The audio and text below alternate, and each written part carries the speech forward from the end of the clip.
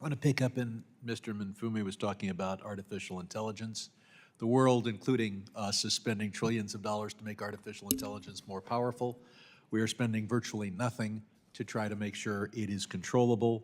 I chaired hearings 15 years ago in the subcommittee of this committee on nonproliferation on whether there should be international limits on artificial intelligence, or at least efforts to make sure that artificial intelligence does not develop awareness, self-ambition in its direction. Mr. Assistant or Undersecretary, has the United States proposed any international conferences or agreements to limit artificial intelligence and make sure it doesn't, for example, take over the world? Thanks for the question, sir. I'm not aware of any, are you?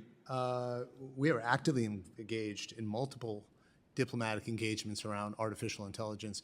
We were engaged back in the first Trump administration on artificial intelligence. Are any of them going to prevent artificial intelligence from developing self-awareness? Well, sure they can. That's why we do it. Sure, that's why we show up. Well, the first administration and all the other administrations. I mean, I was there for it. I went through it. Excuse me, reclaiming my time. Go ahead, sir.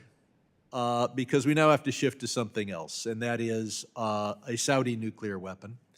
I wrote what became Section 1264B of the NDAA of 2020 that required you to provide notices in advance of sending a Saudi nuclear cooperation agreement that failed to have safeguards in it.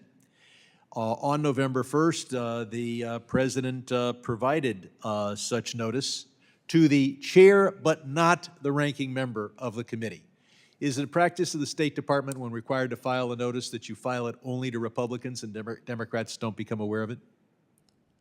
I'm sorry, sir. I'm not familiar with exactly what you're talking about procedurally. Okay, well, I'll ask in general. When the State Department is supposed to file a report with Congress or a notice to Congress, say of an arms export, or in this case, a non-conforming nuclear cooperation agreement, do you break with what every other administration has done and just tell the Republicans about it and say, we've notified congressional Republicans, we don't have to notify the chair, the ranking member of this committee? Look, sir, my view is whether it's the ranking member or the chairman, I respect your oversight role, if that's what you're getting Do you at. tell Democrats or just Republicans? Look, You don't know. I'm not sure what you're getting at, sir. Okay, when we pass a law that says you're supposed to notify Congress before you do something, is it sufficient to notify only Republicans and not to inform the ranking member of this committee? I don't know the answer to your question. I'm not sure what you're getting at here. I'm happy to I'm answer your getting to the questions. answer that when you're supposed to notify Congress, you can't just notify half of Congress. You have to notify Democrats too. Right, well, so let's go on and talk about the substance of this. Because of the war in Iran, it's not moving forward right now. But in November, the President wanted to move forward with a nuclear cooperation agreement without safeguards in it. Now, I'll point out that we once had the most powerful monarch in the Middle East, was once a great friend of the United States in 1978. And every weapon system the Shah had in 78 was in the Ayatollah's hands in 1979.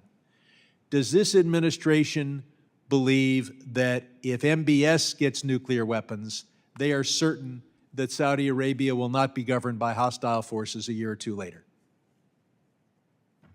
Sir, that's sort of hypothetical. That's not a hypothetical. Yes, You certainly have to is. decide, sir. You have to decide postulated- whether to give a green light to MBS to develop a nuclear weapon.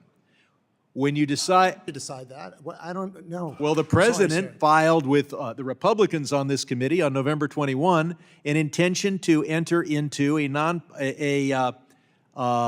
nuclear cooperation agreement without safeguards for the Saudis.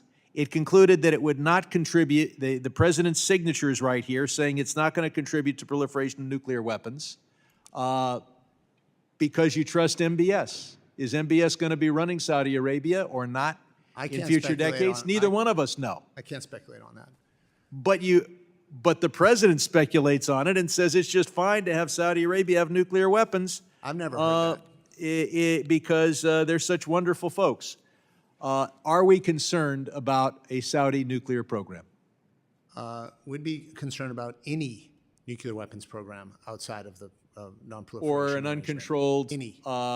nuclear energy program that didn't have safeguards in it would be Any controlled? nuclear energy program, I think you're referring to 123, would be compliant with the Atomic Energy Act. Well, I hope that you'll use the UAE agreement, the gold standard agreement, as a model. And arms control includes controlling the development of nuclear weapons. Thank you. I yield back.